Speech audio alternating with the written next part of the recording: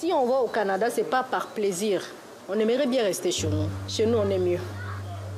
Mais on se dit un jour, peut-être on rentrera chez nous, dans notre pays. Pour y travailler, sensibiliser nos frères qui sont restés là-bas au pays. Moi, je ne souhaite pas vivre hors de mon pays. Je ne souhaite pas. Je suis ainsi dans cette condition-là parce que j'ai quitté mon pays en fuyant, parce qu'il n'y a pas la bonne gouvernance, de mauvais esprit de nos dirigeants. Vous, les Blancs, vous ne sortez pas dans votre pays parce qu'il y a la paix, il y a la démocratie. Mais nous, nous sortons parce qu'il n'y a rien. Il n'y a rien. Alors, il faut que vous, le Blanc, vous nous supportez dans votre pays, puisque tout cela est causé par le Blanc. 10 pays séparent le Brésil, au sud de cette carte, du Canada, tout au nord du continent américain. Chaque année, ils sont des milliers à traverser ces pays par tous les moyens.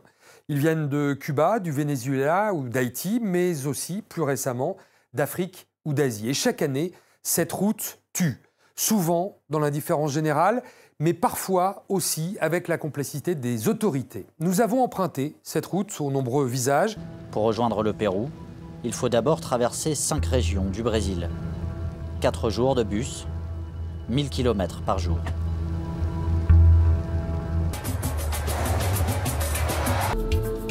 La camionnette des passeurs s'éloigne et franchit le poste frontière, sans aucun contrôle.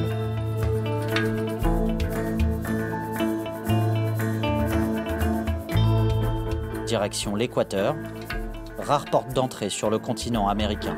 Capitale de l'Équateur. Il y a plusieurs routes pour éviter les contrôles. Nous savons où elles sont. Nous savons aussi quelles sont les meilleures heures pour se déplacer et par où il faut passer pour ne pas avoir de problème. Tulcán, la zone frontalière de l'Équateur avec la Colombie. Il n'y a aucune garantie que le rêve d'un migrant se concrétise. Il peut faire affaire avec des trafiquants, mais il ne peut pas savoir si ce sont des gens honnêtes. Nous avons retrouvé un migrant haïtien qui avait emprunté un sentier la nuit. Il s'était arrêté pour se reposer et avait placé ses mains sous sa tête, en guise d'oreiller. L'hypothermie l'a tué. Le plus triste, c'est que ses amis ne l'ont pas attendu. Ils avaient peur de se faire prendre. On fuit de gros problèmes, donc quoi qu'il arrive, on est prêt. Qu'on vive ou qu'on meure, on avance. Une petite ville d'environ 200 000 habitants. Jungle inhospitalière qui sépare la Colombie du Panama. L'étape la plus meurtrière de cette route interminable. La jungle du Darien. Je ne traverserai pas cette jungle avec des enfants. C'est trop dur. Un adulte sait ce qu'il veut, mais pas un enfant. Tu n'as pas le droit d'emmener tes enfants vers la mort. Parce que c'est un chemin meurtrier. Un enfer vert aux mains des narcotrafiquants et des paramilitaires du clan Usuga. Couloir de tous les trafics entre Colombie et Panama.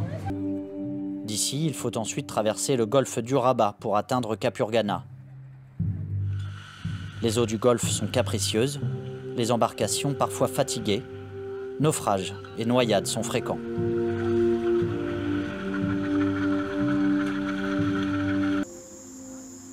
La traversée de la jungle peut prendre de 3 à 6 jours, ou plus encore.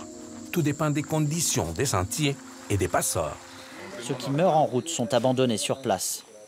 Il n'existe aucune donnée officielle sur le nombre de victimes chaque année. Leurs histoires se perdent dans ces coulées de boue et de pluie. À Obaldia, au Panama, les rues de ces petits villages sont désertes. Paso Canoas, une ville frontière partagée par le Panama et le Costa Rica. 15 jours. 15 jours dans les forêts. Il y a les gens morts. Il y a les autres familles qui viennent, tu vois, papa mort. On a resté avec les mamans, avec les enfants. Moi, j'ai vu une autre fille, une fille de 35 ans mort devant moi. Nous étions ensemble. Si je savais que ça était comme ça, je ne pouvais pas venir. J'ai souffert. Mais on est arrivé déjà ici. Qu'est-ce qu'on va faire? Il faut continuer. Un homme d'Érythrée criait aux autres de l'abandonner. Il n'arrivait pas à continuer. Il avait décidé de se laisser mourir. Je crois qu'il est mort. Je ne conseillerais pas cette jungle à mon pire ennemi. C'est très dangereux. Nous sommes à Peñas Blancas, l'une des portes d'entrée du Nicaragua. Ici, les journalistes qui s'intéressent à la question des migrants ne sont pas bienvenus. On nous dit, bon, voilà, on peut vous aider, mais il y a des gens, des passeurs. On arrive ici, j'ai tenté Nicaragua 2 fois déjà. Donner de l'argent, on donne $300, $300, $300. L'autre de devant disparaît, l'autre de derrière disparaît. On se retrouve au milieu. D'ici, il faudra débourser entre 350 et 500 € par personne pour passer au Costa Rica. Nous rejoignons le camp de transit de Peñas Blancas, sur la frontière nicaraguayenne. Après avoir contourné le Nicaragua, la famille a traversé le Honduras. Ils ont ensuite franchi la frontière au Guatemala. Ici, c'est à Honduras, frontière Guatemala. Puis, ils ont continué leur chemin vers le Mexique.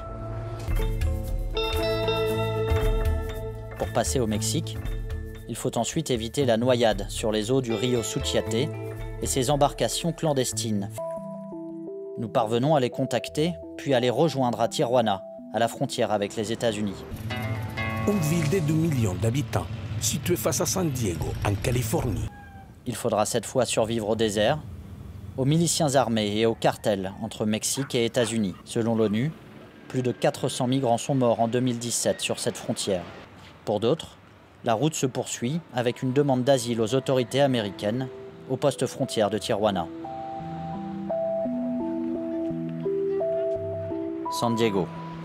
Dans ces centres où la détention peut durer jusqu'à 6 mois, et malgré nos nombreuses demandes, nous ne serons pas autorisés à filmer.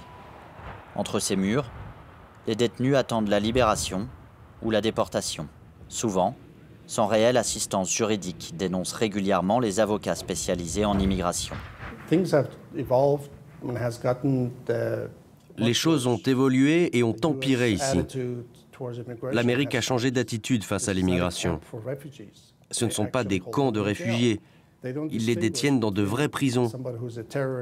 Ils ne font pas de différence entre un terroriste, un criminel et un demandeur d'asile. Et c'est toute l'ironie de ce qu'est devenu l'Amérique. La statue de la liberté qui dit « Envoyez-moi vos fatigués, vos pauvres, vos persécutés » que l'on peut voir dans la baie de New York, cette image est ternie pour toujours. On devrait changer la statue, peut-être l'amener au Canada.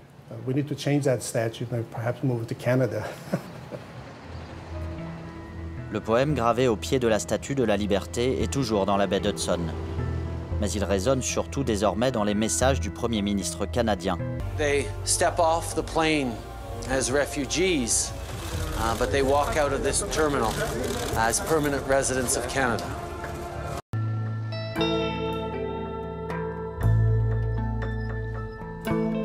Sur la route vers Plattsburgh que nous avons rencontré Adam, un jeune Nigérien en route vers le Canada. Est-ce que vous parlez anglais, monsieur? Oui. Ok, ne traversez pas ici. Si vous traversez, on vous arrête, ok? Arrêtez-vous là. On est la police, pas la douane. Si vous traversez ici, on vous arrête. Vous comprenez? Oui. Si vous voulez entrer légalement au Canada, vous devez aller à l'est, à un poste frontière. Si vous traversez ici, vous serez en état d'arrestation. C'est la police, vous voyez? Oui. C'est votre choix. Si vous passez, on vous arrête, ok? Être arrêté, c'est aussi pénétrer sur le territoire canadien. Dans quelques heures, Adams sera transféré à Montréal. La procédure d'asile durera des mois. En cas de refus, les migrants sont expulsés par avion vers leur pays d'origine.